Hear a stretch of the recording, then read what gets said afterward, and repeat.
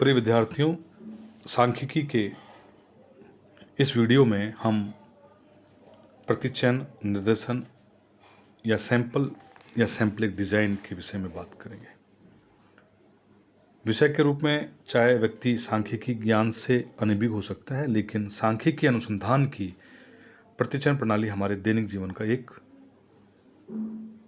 परिचित विषय या प्रायोगिक तौर पर अपनाई जाने वाली विधि हो सकती है, विधि है या हो सकती है। जैसे हम जब बाज़ार जाते हैं और हमें जैसे गेहूँ खरीदना है, तो हम उसमें से कुछ गेहूँ के दाने निकाल कर उस गेहूँ का मूल्यांकन कर सकते हैं कि वो गेहूँ अच्छा है या बेकार है या किस उसकी गुणवत्ता क्या है।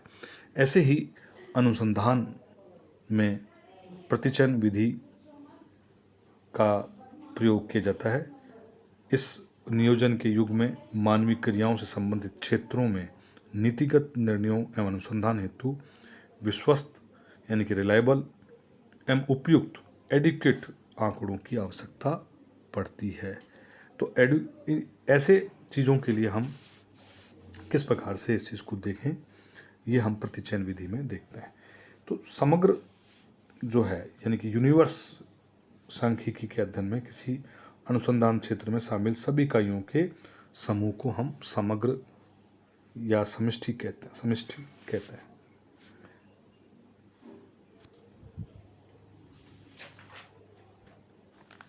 समग्र या यूनिवर्स या समूह निश्चित समग्र होता है, अनंत या अपरिमित समग्र होता है, काल्पनिक समग्र होता है या वास्तविक या यथार्थ समग्र होता है। इस समग्र में से हमें चयन करना है, प्रतिचयन करना है, ये हमारा सैंपलिंग कहलाता है।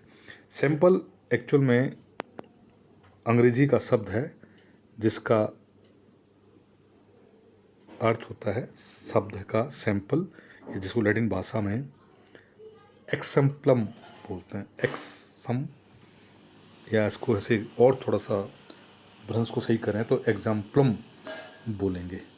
समग्र में शामिल प्रत्येक इकाई प्रतिचयन इकाई कहलाती है और उनमें से किसी विशिष्ट आधार पर चुनी गई इकाई विशेष या इकाई विशेष का नमूना प्रतिनिधि अंश, प्रतिनिधि इकाई, प्रतिदर्श अथवा न्यायादर्श कहते हैं। यदि हम इसको दूसरे शब्दों में देखें तो प्रतिदर्श समग्र की इकाइयों का वह अंश होता है जो पूर्ण समग्र के अध्ययन हेतु चुना गया है। आई बात समझ में? यानी कि गेहूं की बोरी में से कुछ गेहूं के दाने, हमने जो मुट्ठी भर गेहूं दाने निकाले, वो पूरी गेहूं की बोरी को रिप्रेजेंट करेगा। इसको ही हम सैंपल कहते हैं। सैंपल एंड प्रतिचयन की प्रक्रिया जो है, जिसको हम सैंपलिंग एंड सैंपलिंग जो प्रोसीड्यूर कहते हैं, उसमें समग्र या समष्टि में से प्रतिदर्श या न्यायादर्श चयन की प्रक्रिया प्रतिचयन या निर्देशन कहलाती है। यदि प्रतिदर्श पर्याप्त एवं उचित रीति से लिए गए हैं तो उनका परिणाम पूर्ण रूप से समग्र की विशेषता को सही रूप से परिलक्षित कर सकता है, उसको स्पष्ट कर सकता है। प्रतिचयन की जो प्रक्रिया है, सैंपल की जो एक प्रोसेस है, उसमें हम 3 तत्वों में हम उसको शामिल करते हैं। इसके बेसिकली जो एलिमेंट्स हैं वो 3 हो सकते हैं। एक, सिलेक्शन ऑफ द सैंपल, यानी कि न्यायादर्श या प्रतिदर्श का चयन कैसे कर रहे हैं। सूचना संकलित करना, यानी कि कलेक्शन ऑफ द इंफॉर्मेशन। और तीसरा, समग्र या समष्टि के बारे में अनुमान या अनुमानित बनाना, the making inference about the universe और पॉपुलेशंस। तो प्रतिचयन की शोध या अनुसंधान ढांचे को तैयार करने में महत्वपूर्ण भूमिका होती है। विशेषकर रिसर्च के स्टूडेंट्सों के लिए यह, चाहे वो एमफिल कर रहा हो, चाहे वो पीएचडी कर रहा हो, उसके लिए प्राथमिक आंकड़ों का जब संकलन हम लोग करेंगे तो उसके लिए प्रतिचयन की आवश्यकता होती है। प्राकृतिक वैज्ञानिकों की शाखाओं में सामाजिक विज्ञान जैसे समाजशास्त्र, अर्थशास्त्र, इकोनॉमिक्स, ज्योग्राफी, इनमें भी हम क्या है कि प्रतिचयन का उपयोग करते हैं।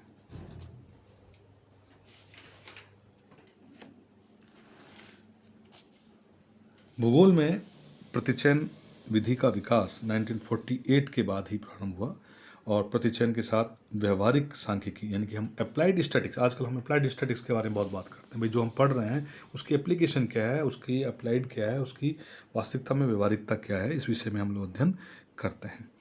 तो अन्य विषयों के साथ साथ भूगोल के विषय क्षेत्र में अध्ययन सामग्री का समयानुसार परिवर्तन होता रहता है। इस आधार पर हम हमारी जो परिणाम हैं वो परिणाम किस प्रकार से निकलें, इस चीज़ का हम विशेष तौर पर देखते हैं। तो भूगोल में प्रतिचयन के विभिन्न उपभाग, क्षेत्रीय प्रतिचयन इसका एरियल सैंपलिंग, इकाई प्रतिचयन यूनिट सैंपलिंग, स्थानिक प्रतिचयन स्पेशल सैंपलिंग या अस्थानिक प्रतिचयन नॉन स्पेशल सैंपलिंग का भी हम लोग प्रयोग करते हैं। तो प्यारे विद्यार्थियों, इस वीडियो में हम लोगों ने प्रतिचयन क्या होता है, प्रतिचयन की का सैद्धांतिक आधार क्या है, द थ्योरेटिकल बेसिस क्या है, उसके विषय में हम लोगों ने बात करी। थ्योरेटिकल बेसिस में यदि हम थोड़ा सा और मैं संक्षेप में इसको समराइज करूं तो सांख्यिकी नियमितता नियम, law of the statical regularity की बात करता है। दूसरा उसका law of inertia of the large numbers, महांक जड़ता नियम की बात करता है। यह नियम सांख्यिकी नियमितता नियम का उपप्रमेय कोलोरेलरी है। इस प्रकार से हम उसका विभाजन करते हैं, उसका अध्ययन करते हैं और सांख्यिकी के विद्यार्थियों के लिए ये अति आवश्यक है और काफ़ी अधिक इम्पोर्टेंट विधि है। आज के वीडियो में इतना ही। अगले वीडियो में हम आपसे चर्चा करेंगे प्रतिचयन की जो मेथड्स हैं उसके विषय में। धन्यवाद।